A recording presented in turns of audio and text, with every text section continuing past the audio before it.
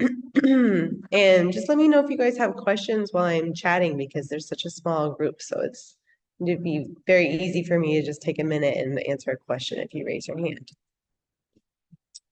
So, yeah, like Tony said, we had a big kelp forest research project or two kelp forest research projects in Ireland that we worked on together. Sea Search was incredibly important to both of those, making up 2/3 of the dive team for the most part. So, all of this data is, possible because of them. And I'm going to talk about seaweeds in general, and then I wanted to go into kelp forest specifically a little bit. And I'm trying to organize seaweeds by like maybe the type of habitat you would find them in terms of where you would, where you would need these identification skills.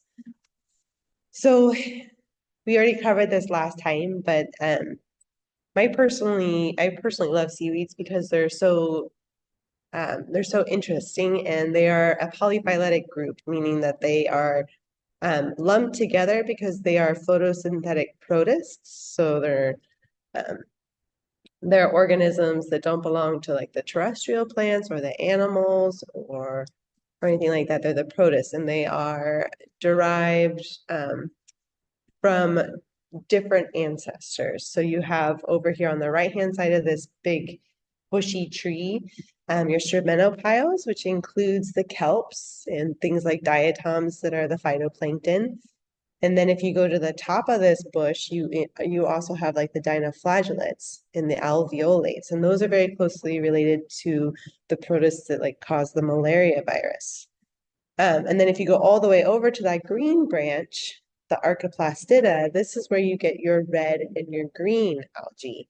And those, the green algae would be the ancestor to the land plants. So they migrated onto land and then theoretically migrated back into fresh water to form those freshwater green algal groups.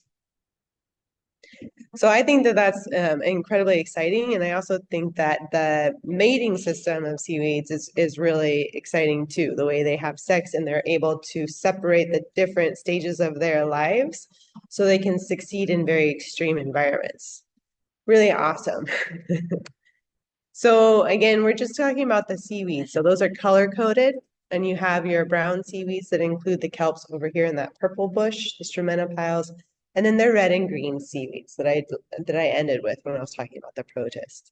And they're usually you can distinguish them really like initially just using that color. So red seaweeds tend to be pinkish to brownish, sometimes iridescent. The greens are very vibrant, and the browns are generally your bigger ecosystem habitat structuring species, and they're generally very, very rarely anything but brown. Now, where do we find seaweeds? I think in the introductory lecture on seaweeds, they talked a lot about locations and what you might find in the intertidal. And so I'm just going to briefly talk about where you might find them in Ireland. And you have your different shorelines. You have your rocky coasts that are very exposed and tend to have more stark zonations. So you'll have your upper intertidal splash zone that can also be called the Pelvetiopsis zone, because that's the seaweed that will often grow very easily in that splash zone area. It's very tolerant of desiccation. And then you get your high tide zones, mid tide zones that often will have a lot of rockweeds along with barnacles and other shelled organisms. Then you get down to your low tide zones where you start seeing a lot more of your red and greens and more of your canopy forming brown species like your kelp forests. So intertidal kelp forests often dominated by those ore weeds. When your coastline gets more sheltered, you start to see less distinct zonation and maybe a little less diversity. So if we were to go inside Kilkerran Bay, what you would find would be a lot of the knotted egg-wrack, a lot of that Ascophyllum nodosum, as well as a few other species of rockweeds that form that kind of canopy that's very gently sloping. And once you get into the subtidal, you get a little more diversity there, maybe a few reds, different types of browns. But generally, that protected habitat will allow something one species to sort of dominate in the way that Ascophyllum nodosum does.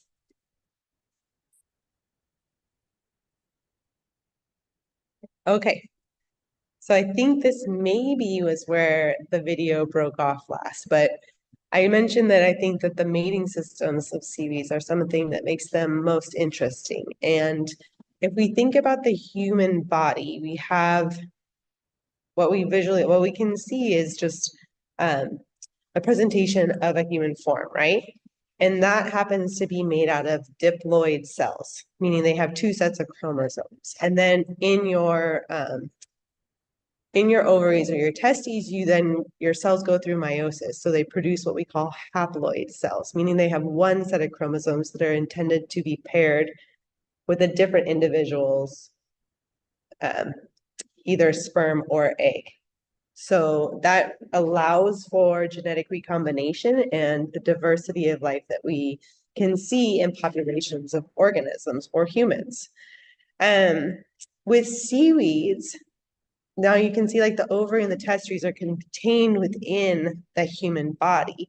And you don't often see them visually. You should never see them really like with the naked eye. But with seaweeds and other types of protists, these two stages where you go through just mitosis and you have a normal diploid organisms, and then where you go through meiosis and have haploid stages, they're actually separated. So if you look at the green algal life cycle here on the right-hand side of the screen, that's an ulva, that's a sea lettuce that you'll often see in the summer on the coastlines of Ireland.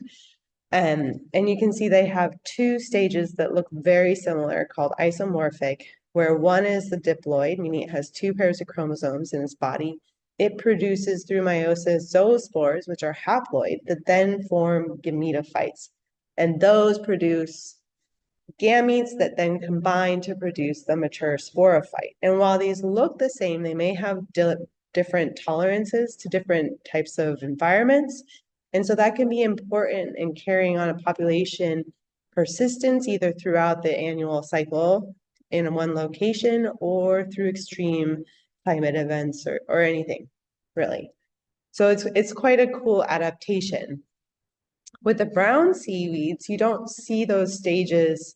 They're not isomorphic like they are in the green seaweeds. So this is an example of a kelp life cycle. This is laminary hyperbrea here on the left. Our sporophyte is what we call the diploid stage.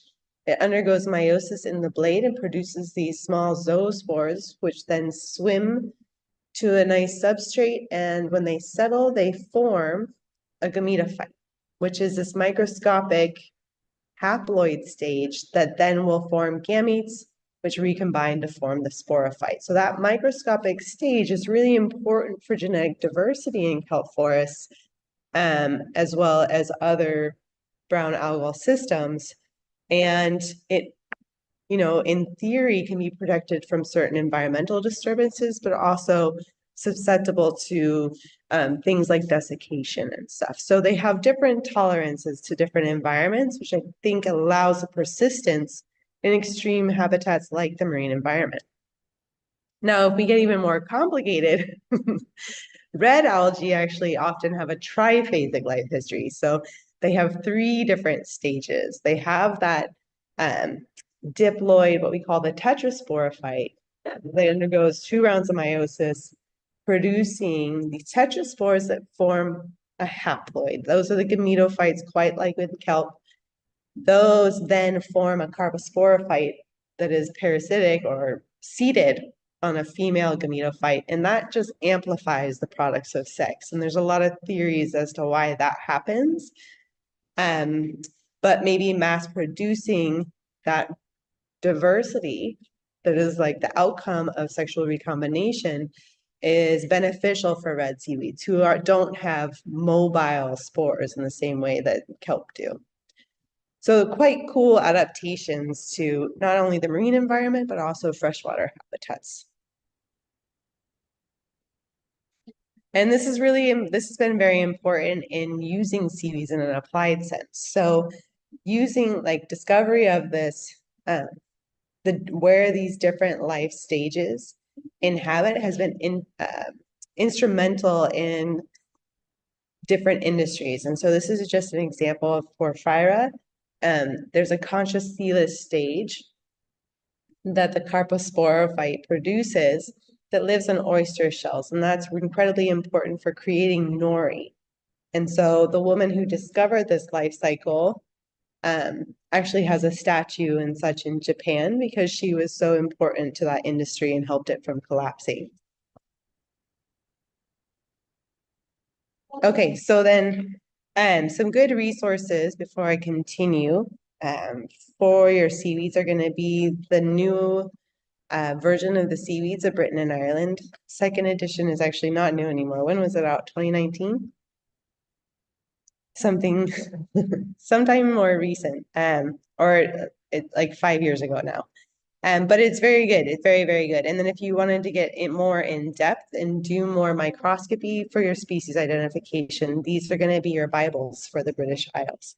I don't think that there's any updates to these now, but you could always also use algae base, which Mike Gyree maintains, as well as the Phycological Society of America. So if the nomenclature has changed at all from the 1980s, 1990s, you can always check the update online at algaebase.org. Okay. So some key terminology that we need to think about when we're talking about identifying seaweeds are the different structures. So a lot of seaweeds, most seaweeds will be rooted onto some sort of substrate, whether it be sand, like be saxicolas, or bedrock, or just rocks themselves, or another organism or alga. They need a holdfast. So that holdfast can be claw-like, like what we see with kelp. It can be discoid, like we see with many of the reds and browns. But it is the seat of the alga, quite like a root on a plant. They also have a stipe, which is kind of their branch or their stem, if we're going to relate it to plant terminology, that leads to the frond or further branching of the stipe throughout the blade. Am I admitting people? Sorry. Now there's a frond or a blade if you like, and the blade itself can be branched in many ways. And the blade can also have a midrib and other structures like air bladders or nematocysts throughout. Depending on the stage of the algae, they can also have different structures, which are the conceptacles or receptacles, depending on the taxa. And these are the reproductive structures, and they'll appear seasonally, and they can be used to distinguish species that look very similar from each other if you catch them at the right time of year.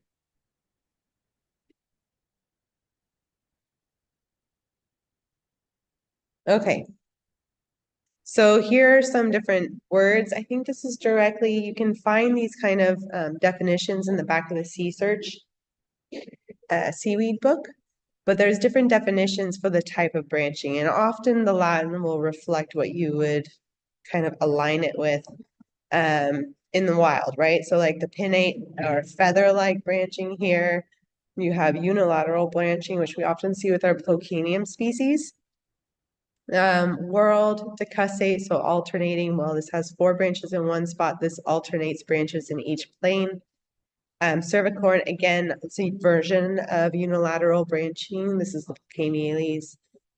Trichotomous or dichotomous. So dichotomous branching you'll often see with a lot of your brown seaweeds, a lot of your corallins, your red algae.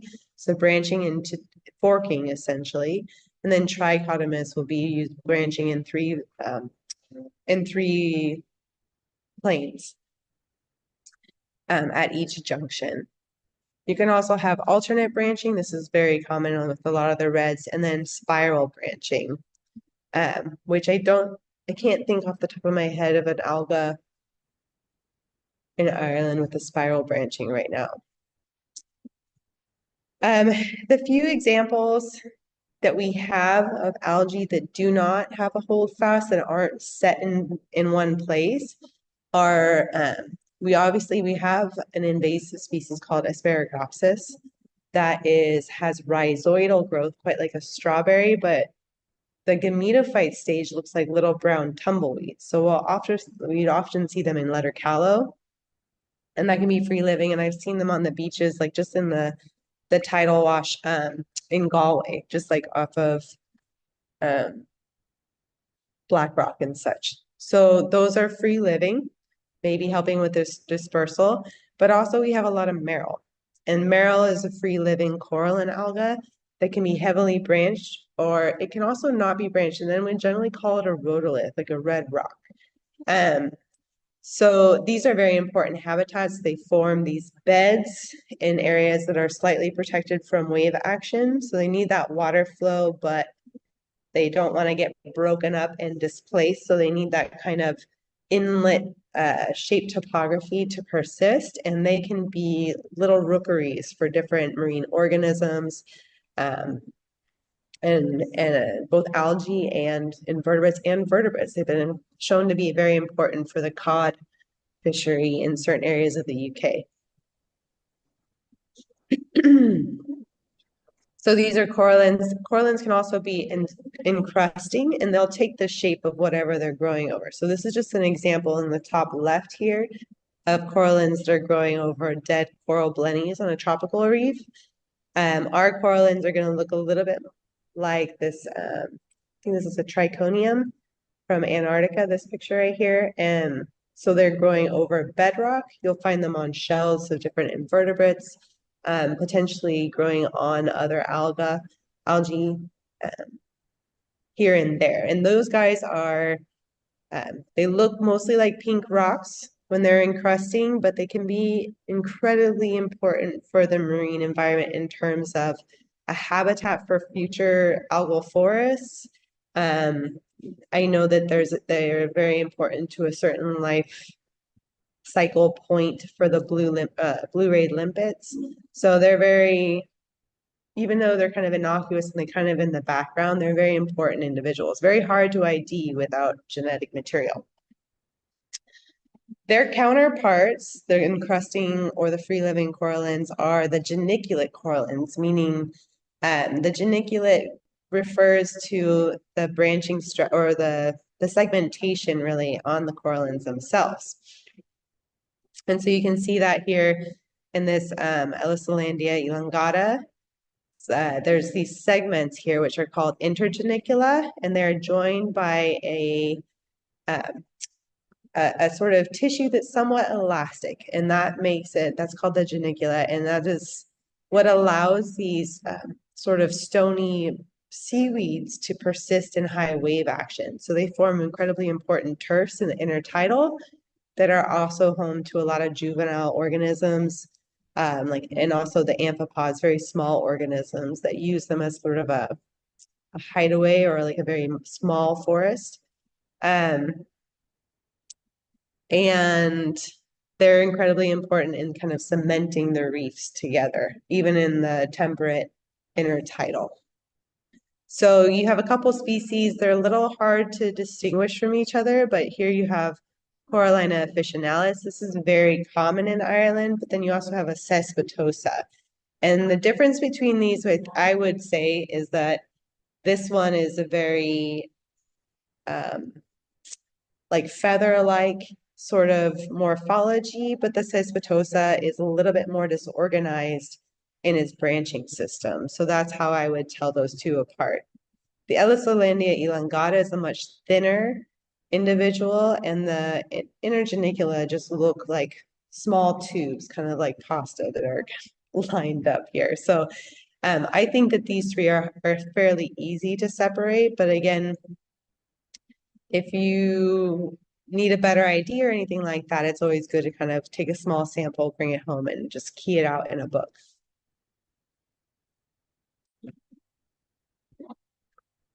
Okay, so the habitats I wanted to focus on are kelp forests, marl beds, seagrass beds, and sediment bays. So I'll just kind of walk through what I think you would find in most of these habitats and maybe highlight some areas where we do see these around Galway itself. So intertidal habitats like this one, I believe this is one of Tom's old sites in Galway. I can't actually think of where it is right now. are generally going to be dominated by your Ascophyllum nodosum in sheltered areas, and then they'll have a fringing kelp reef with a more distinct zonation, like I mentioned already, if they're on exposed shores. So some really common red algae that you would see in intertidal habitats would be your Osmundia species. These are slightly iridescent and they have these oak-shaped leaves that are very pretty. And they also have a nice smell to them. So oftentimes the chemistry in Osmundia is, I think, fairly interesting, and that can help you pick out whether it's an Osmundia or something else like in the Rhodaminias. So it just smells kind of fresh. You also might see some Gelidium species in the lower intertidal. Those are going to have a flattened paddle spoon branching shape with creeping stolons. And creeping stolons just generally refers to the fact that they look rhizoidal in their structure.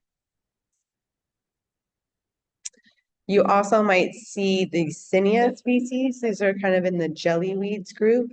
These are circular branched individuals that are turgid, meaning they're filled with water. So they kind of feel like a balloon animal, maybe, or yeah, a water balloon in texture. And these guys have dichotomous branching. So they're easy to distinguish from things like the Lomentaria because of that smooth tube that branches dichotomously. The Lomentaria maybe more so look like balloon animals because they have that segmentation in the branches. They're water filled as well, but they have that pinching and that irregular branching that will help you distinguish them. You also see a lot of turfy algae in the intertidal. And turfy algae can be large or small in size. And I think it's important just to recognize that this is just really hard to identify, and that sort of fuzzy appearance that you'll see all over different habitats, subtidal, intertidal, is actually like a composition of either brown filamentous, red filamentous, maybe green filamentous algae, as well as cyanobacteria that you can't really identify without the use of a microscope or molecular taxonomy. So here's a good example of some filamentous or turfy algae here. So you have some greens, and then you have a lot of sediment in there. And then you have this red filamentous algae, and this is just covering some bedrock here. So you get the sediment accumulation. And this is actually Rhodothamniella floridula, but it also easily confused with rhodocordon. So it's one of those things that I generally just classify just using the grouping when I do. All right. Again, we talked a lot about the rockweeds when we're talking about zonation in the habitats, especially intertidal. So this here is your Ascophyllum nodosum. I don't think that it's very easy to confuse with any other brown alga or any other species, really. And the only thing I can think of is if it was lacking its nematocysts, that you might start getting a little confused about what it is. But that strap-like blade here that you see, I mean, what could you, maybe Hemanthalia is the only thing if they were both very small juvenile individuals that you could confuse it with. Then you have your fucoids. Sometimes these can be very difficult to tell apart. So you'll see these both in sheltered and exposed habitats, but they dominate in exposed habitats. You have spiralis, sometimes confused with Fucus gyrii, and that is generally distinguished as that midrib and the blade that you can see here. And then it has this vesicle at the end here. That's not a metacyst, but it's a vesicle. And the blades will twist at the distal ends, at the very ends. So that's how you generally identify that one. Vesiculosis has distinct vesicles throughout the blade next to that midrib. And F. serratus has a very serrated margin. And then those vesicles are throughout the distal ends of the blade, but they're never quite as enlarged as spiralis. And it does not have a midrib. So this Fucus serratus is going to be a lot easier to identify maybe than gyrii and spiralis, and maybe even vesiculosis if it wasn't didn't have a particularly large amount of air bladders.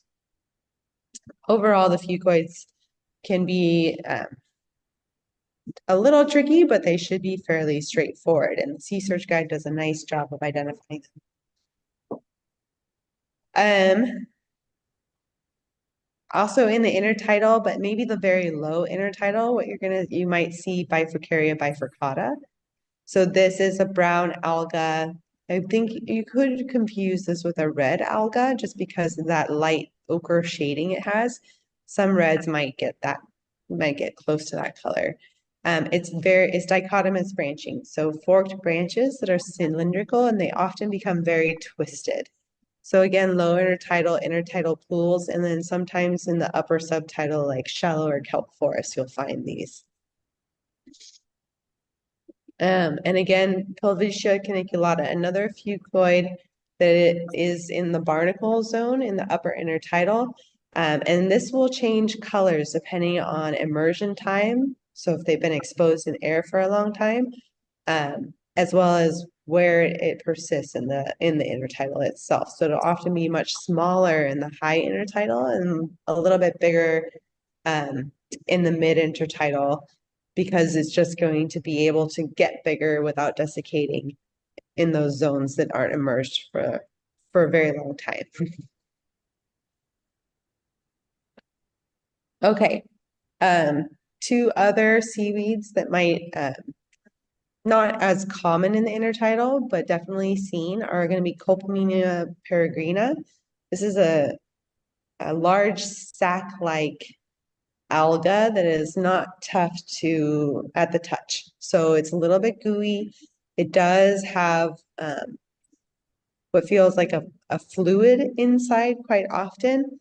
And it can be confused with Lithisia marina, but this is a very turgid, like hard at the touch alga, and when you puncture it, it'll seem like it's filled with air, like gas. So those are very interesting. I think one of them is called the oyster thief. So theoretically, if it grew very large on an oyster, it could uproot it from the reef. All right, and then another brown that is also sac-like is a Sparacoccus species. And there's two different species here. One is the large sausage weed, I believe, and the other is the small sausage weed. And so it just has to do with the size of the tube. So they're both attached with this discoid holdfast. And one of them is just much larger than the other. So you'll have a few tubes kind of growing side by side when you see this individual, either in the low intertidal or often in the subtidal as well. Well, there's a large, there's a small, sorry. Okay. And then these two individuals are often seen in different types of intertidal habitats and also in the low intertidal, upper subtidal realm. So in your sheltered bays, you're going to see a lot more Chordophyllum, which is a cylindrical brown alga that can get up to 10 meters in length. And the way you're going to distinguish this very easily from Himanthalia elongata is that it doesn't branch like Himanthalia does, and it has a very fuzzy appearance. So if you were to find it in Kilkerran Bay or Killary Fjord, you'd often be able to look at the little hairs on the external part of that thallus, and you might see sediment actually accumulating on those hairs. And so that's a very good identification technique. Himanthalia elongata is going to look like these buttons in winter, right? And then it's going to start sprouting out. It has dichotomous branching. So the sprouts, it'll have just these Mickey Mouse ears initially as it starts growing from that button base. And it'll come up and it'll get extremely long in that low intertidal upper subtidal region. And you'll probably feel these guys before you actually see them if you're out there diving, right? Because they get stuck in your fins and you get all tangled up. Okay, and then our kelps. So we touched a little bit on the life cycle of these guys, and then they're fairly easy to identify depending on the habitat that you're in. So for digitata is going to be the individual that you'll often see in the low subtidal. They form that forest that's at that interface between the intertidal and the subtidal habitat. And we've done a little bit of work looking at how low in the subtidal these guys can go, because you often can see them growing on other kelps and maybe even contributing to that kelp forest that is fringing the near shore. This is our subtidal dominant. This is our laminary hyperbrea or cuvee. And this is very easy to distinguish from digitata for the most part, because one, if you look at the oarweed or the digitata, it's laying down in the intertidal. So the stipe or stem of the kelp doesn't hold the whole plant upright when it's not in water.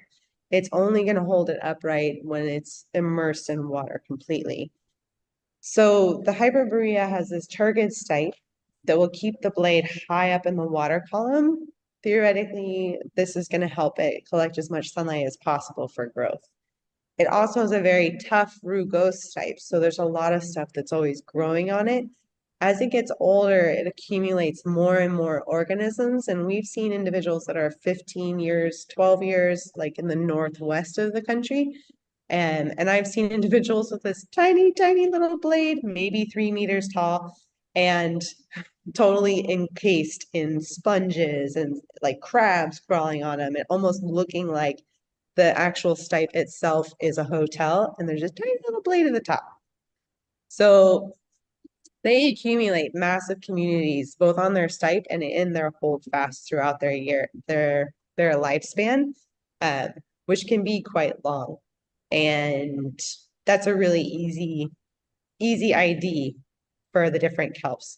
You won't often see them in the low intertidal like we're seeing in this picture here, but they do contribute sometimes to that shallow kelp forest canopy. Another species that we've found in Scottsport, but it's a tricky population, is laminary ochreluca. And that's the golden kelp that's dominant from Morocco up through southern France and also found in ports of England. So this kelp is theoretically very easy to distinguish because it has nothing growing on its stipe. It's mostly a subtidal kelp, but you can see it in the low intertidal here from a picture from Wales. And the blade is very golden color, and the holdfast resembles more of an oarweed holdfast, so it's fairly spread out, and there's not a lot colonizing that individual. These guys live for 4 to 5 years, so even if they were being colonized, you wouldn't see the amount of growth, I think, that you do on laminary hyperborea. And then we have our more, I think, decorative kelps that you'll often see in the low intertidal during certain times of year. So you have your sugar kelp, and again, sugar kelp can also be very dominant subtidal, but you'll see it in the low intertidal. This guy can live for 1 to 2 years, so your larger individuals are going to be very kind of tough and leathery. Those will be your 2-year-olds. Your smaller individuals will be very thin, ochre in color. They'll just be very nice, but they'll be mixed in with that oarweed canopy. And then you have Saccharomyces polyschaetes, and this has a weird life cycle. So you'll see it growing throughout the year. It lives for about 18 months. And this is the one that has that Kong like dog toy holdfast that you'll see washing up on the beaches. And as it grows these frills at the base of its stipe, and these are the reproductive margins of the individual. So this is where the zoospores are going to come from in this individual rather than the blade. And then the holdfast would be below this, that kind of bulbous structure that is like punctuated like a Kong. And it's very easy, if you were just swimming over a kelp canopy, it's very easy to distinguish this individual also, just because the blades get so torn up and they look like a V shape. So as they get torn up, they just kind of look like that blow up man that you'll see at a car auction, maybe. That crazy airman. Okay, and then the last kelp that you'll see mostly in harbors around Ireland, but very shallow usually, is Undaria pinnatifida. pinnatifida. So that's a wakame, and we found it in Kilmore Key. Where else? Dunleary. It's been sighted in like 4 or 5 different locations, mostly harbors where you have recreational sailboats that kind of go between Ireland, France, and other harbors that have this invasive species. Okay, so now we're going to get into species that we see more in the subtitle. These are browns. So here you have Dictyopteris polypoides. This looks a little bit like fucus, but you're going to see it in the shallow subtitle, maybe slightly in an intertidal pool, but mostly shallow subtitle. So it has a midrib, quite like Fucus vesiculosus, but no serrations, no nematocysts, nothing like that. And it's going to grow from a common sort of leathery stipe and hold fast. Dictyota species are incredibly common in the subtidal and maybe in some intertidal pools, and these are easy to distinguish. They have that dichotomous branching with no midrib.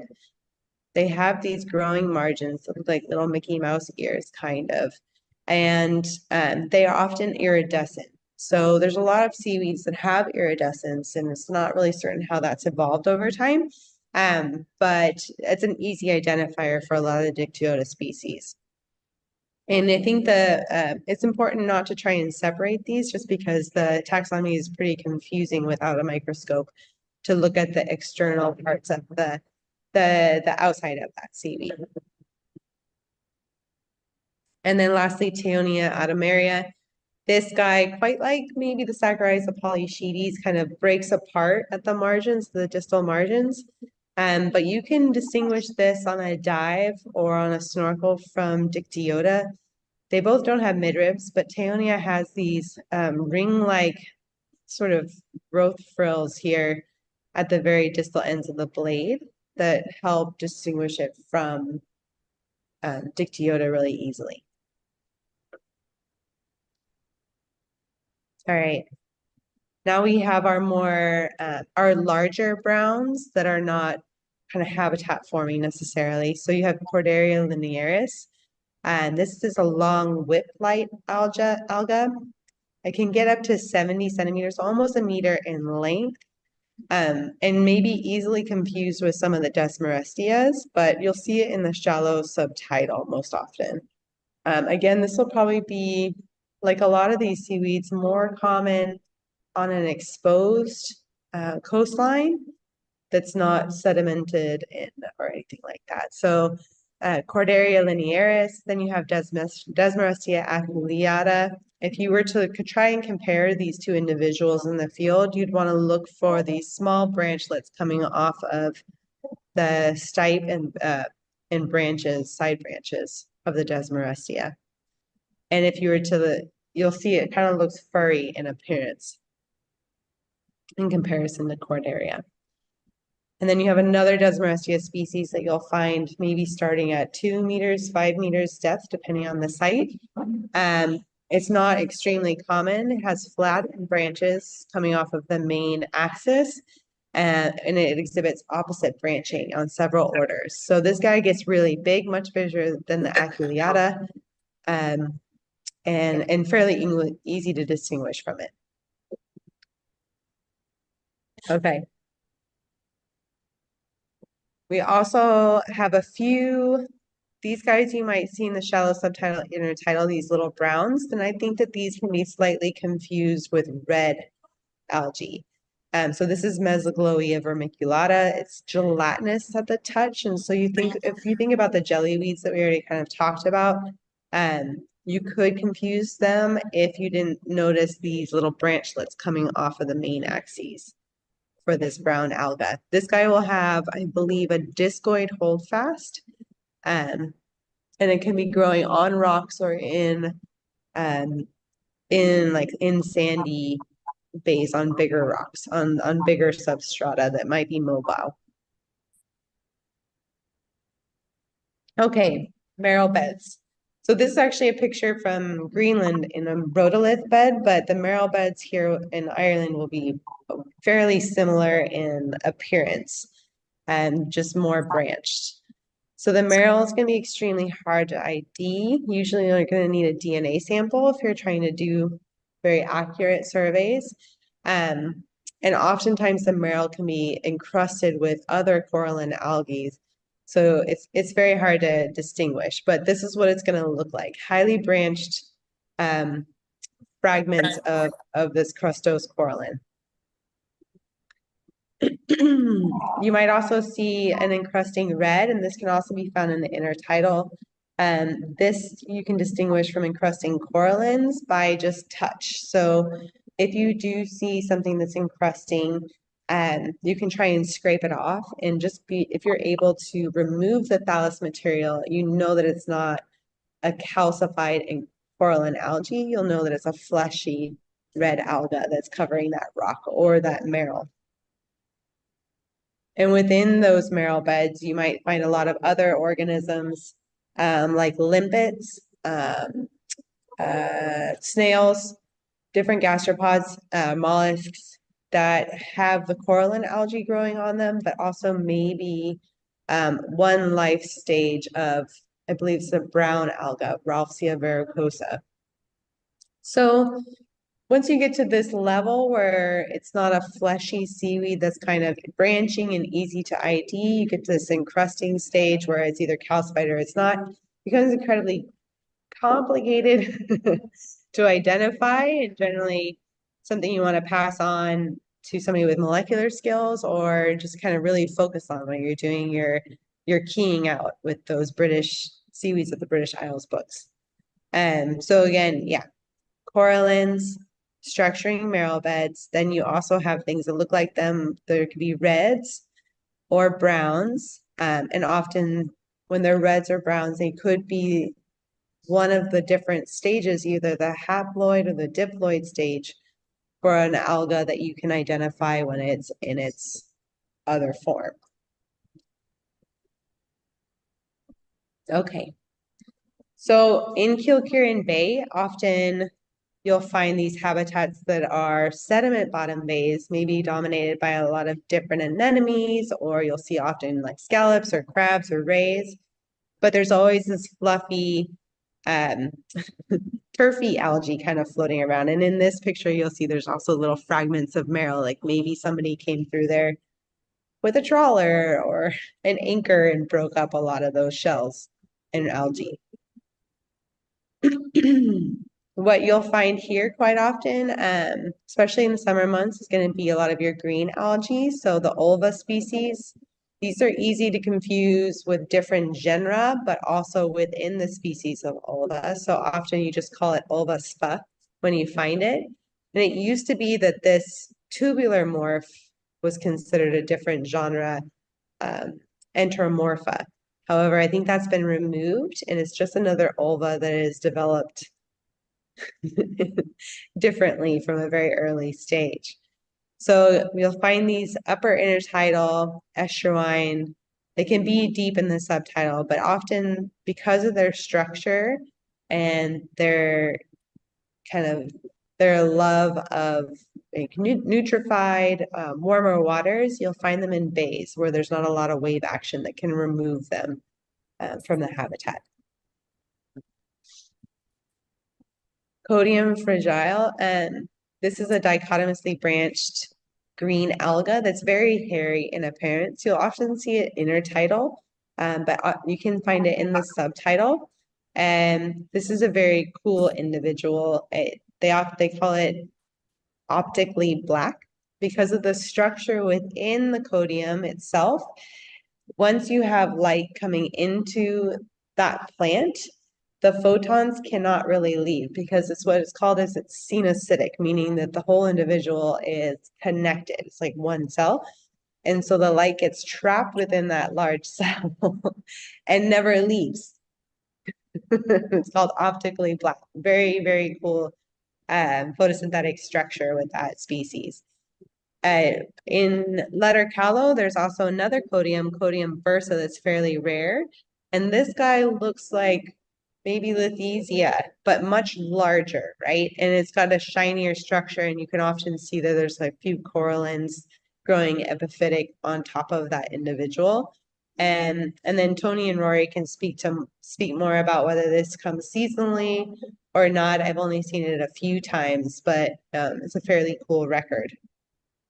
And then another green, maybe more found in the intertidal, would be Cladophora rupestris. So this guy looks like maybe like Grinch fingers. It can be easily confused with other greens. Again, you might need microscopy for this or even molecular data. So often I will, when I'm trying to do a survey or identify stuff to the greatest accuracy, I'll just call it Cladophora spa. And it just looks like little Grinch fingers when you're underwater or even when it's immersed.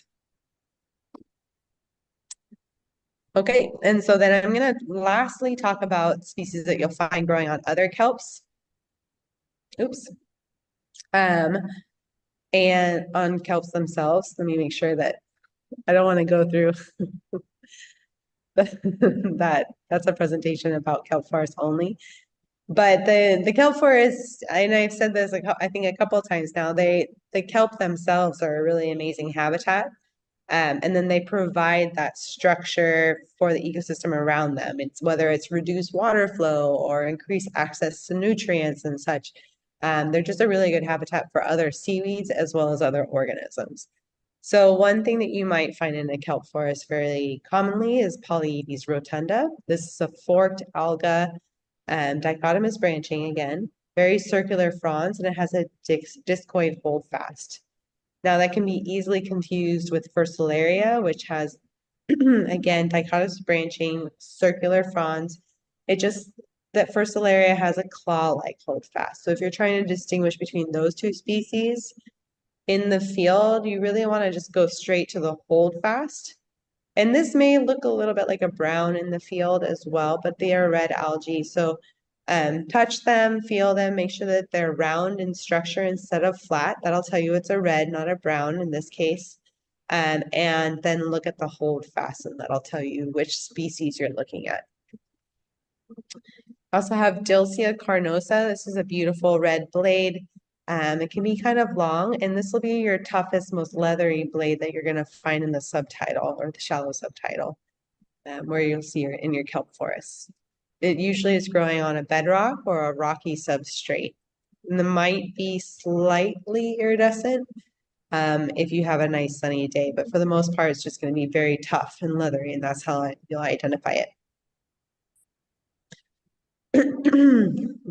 We also have Palmaria palmata. So this is a very, I feel, famous red. It's the focus of a lot of research with the University of Galway, but maybe also it's just very abundant in the subtidal. And this guy divides somewhat dichotomous. You can see it's a flat blade where the divisions are. It is thin, so not nearly as leathery as Dilcia, and you can find it really often on kelp stipes. So the most abundance is going to be growing on the kelp itself, even though it can grow on bedrock as well. Also on the kelp is going to be Phycodrus rubens. So this is a beautiful, I think this one's so pretty. It has this beautiful midrib kind of growing through it that makes it look like an oak leaf. Very fine, thin blade. And then you have this tough, leathery branch branching that leads to these blades ultimately. If you're kind of just like looking at the corner of your eye, you could potentially confuse it with a young Delaceria sanguinea. And that would be, I would say that you can confuse it if you weren't looking at the margins and you're just looking at the midrib, you might confuse them. And the younger individuals of Delaceria are going to be more transparent. So you see thinner blades, but as they get older, they get ratty and they start looking like, like a tough old bird. So Delaceria is fairly easy to distinguish in its older life stages, but maybe more confused with Phycodrus when it's younger. Metacalophyllus, which you'll see here, is found on kelp stipes, but also on bedrock. It has a flat fan-shaped blade, so when it's rooted, like if you were to look at it like this, the holdfast would be kind of here, and it would fan out like that. And I don't know if that's like an adaptation to catching as much light, like a satellite, as possible, or if that's just its growth pattern. But it branches into wedges. And so by the time it gets to the distal end of that blade, it gets rounded just by the space that it has to keep branching, right? And it's beautiful, not too leathery, fairly thin individual, again, on kelp sites as well as a bedrock. And then there are a few eyelash weeds. These are generally going to be found on bedrock in kelp forest. So you have um, the, I think again defined as fat and skinny eyelash weed, or beautiful and fabulous. Can't remember. But you have your Califlabularis ciliata. It's the bigger individual, the bigger Califlabularis. And it has these tassel-like margins on the edge of the blade. I think that's where it gets its eyelash weed name. And then there's a thinner individual, jubata, that also has these tassel growths on the margin of the blade. But you can see that the branching to the ultimate blades is much thinner than it is with ciliata. And then the hold fast here is claw-like. And then for ciliata, it's much larger than what we can see in jubata. Okay, so now I'm going to go into some reds that not necessarily epiphytic on kelp, but also found in the intertidal. So I probably should have moved these to earlier in the talk, sorry. Really common red canopy species in the mid to lower intertidal are going to be Chondrus crispus. This is regularly branched, so dichotomous, and can be confused with a lot of subtidal species when it is not in the intertidal, like Rhodymenia pseudopalmata. But when it's in the intertidal, you can kind of confuse it with both Mastocarpus and Gymnogongrus. And the way you determine if it's not Mastocarpus is you feel those margins of the blade, and Mastocarpus is going to have a ridge on the margins of the blade. Gymnogongrus crenulatus is fairly small, so that's how I try to distinguish between Chondrus crispus and Gymnogongrus. And also, if you look at the ultimate part of the branches here it's very distinct, circular, but when chondrus, you get this wider blade with the dichotomous branching.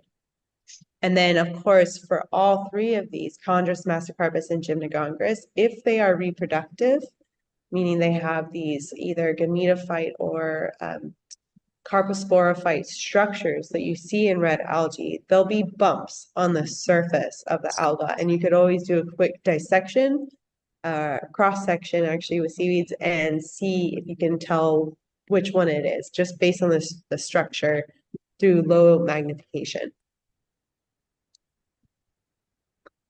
Okay. Other subtidal species that you might see in a kelp forest will be Odenthalia dentata. So this is regularly branched. It can be seen in some rock pools, and so what you might confuse it with there would be like the osmundia. But again, if you smell the osmundia, you know that in fact it is osmundia, not Odenthalia. And then look at the branching. The branching is going to be trying to think of the word right now. It's not unilateral, but it's alternate branching off the main axis here.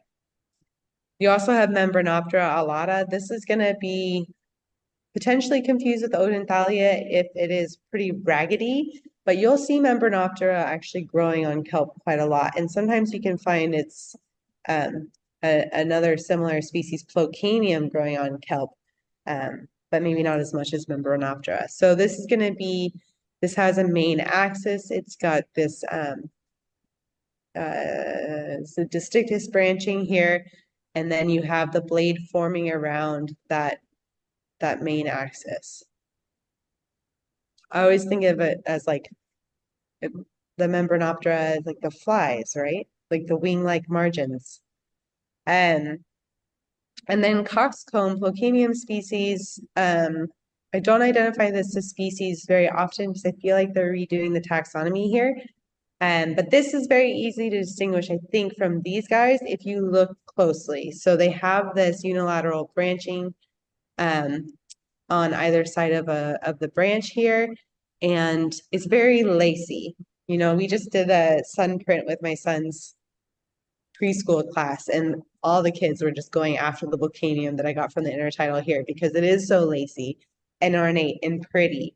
And it's a great one if you want to do any sort of pressings or something like that for Christmas.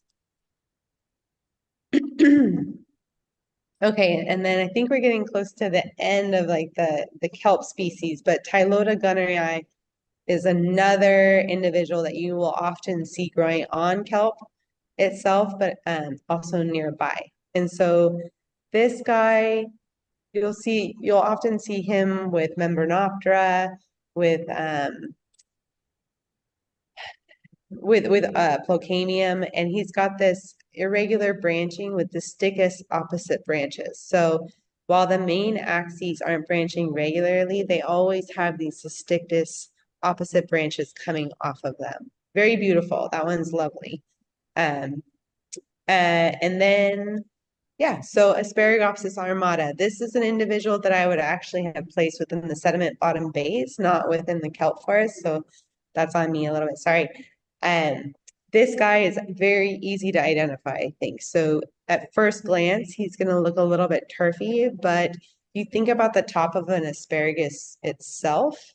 Asparagopsis has that cone-like tuft shape kind of coming out, and it's got rhizoidal growth, so it spreads out across the substrate, often like sediment bottom or a ledge in a sedimenty habitat, and it can dominate. And then the tetrasporophyte phase looks like little cotton balls on the seafloor. And again, you'll see those kind of washing around either in Kilkieran Bay, on the shores of Galway, and just kind of around. Okay. So these individuals, I think that you'll see them just at the margins of kelp forest, not necessarily within, in the shallower margins, and also in areas near estuaries. You'll see them in sheltered habitats. They'll be near marl beds themselves. So these are the Araucaria and Gongolaria genre. So you have Araucaria baccata. This is a bushy berry wreck. These are all kind of hard to identify. I think maybe baccata and noticalis, Gongolaria noticalis. Oops, I'm sorry, I mixed them up. Gongolaria baccata and Gongolaria noticalis are hard to identify from each other, but the noticalis has that iridescent sheen, which is why it's called rainbow rock, that can help you identify it. Araucaria selanginoides is iridescent as well, but I find this individual to be somewhat smaller. And I'm not a pro when it comes to the Araucarias and the Gongolarias. I think there's people like Ricardo Bermejo or otherwise from University of Galway who are a little bit better with this ID. But first things to do when you're trying to ID these maybe is to look at the structure of the nematocyst and the iridescence to distinguish between first baccata and noticalis, and then tamaricifolia and noticalis. All right, and then also found in kelp forest, maybe on the shallow end as well, and in the shallow intertidal habitats are going to be Halidra silicosa. So this guy gets quite bushy, gets quite big, maybe could be confused with a Gongolaria, but it is has very thin air bladders, so they're not cylindrical, they're flattened, and it's darker in color, it's not iridescent. So Halidra silicosa, and then potentially you could confuse the Gongolaria and the Araucaria with Sargassum muticum. This is an invasive or non-native species that you'll see often growing to to greater lengths, like 4 meters in the summers. So it's somewhat seasonal. It has these very cylindrical, sorry, nematocysts, and then spiny blades. So that's something that's going to distinguish it from all the other browns, I think. And you'll see this in more sheltered habitats. So you'll see this at Newquay in the shallower regions where they don't get that much current. You see this, shallow subtidal parts of a kelp in a sheltered cove, in estuarine habitats areas that don't get a lot of wave action because their holdfast is not that sturdy. And it's very easy to kind of kick this with your fin and pull the whole individual up, which is why I think they're so good at dispersing, besides the fact that they can float themselves across large bodies of water. All right, and then our last habitat would be seagrass beds, right? And so oftentimes in seagrass beds, you're going to have your dominant, your Zostra marina, and then I believe there's another species of seagrass, but Zostra marina is going to be your more common. And then you'll see small epiphytic, meaning growing on the seaweed algae, including corallines that can land on the seagrass blade and proliferate. And then your turfy seagrasses, you'll find them in there, kind of dominating like where the root system kind of traps sediment and everything like that.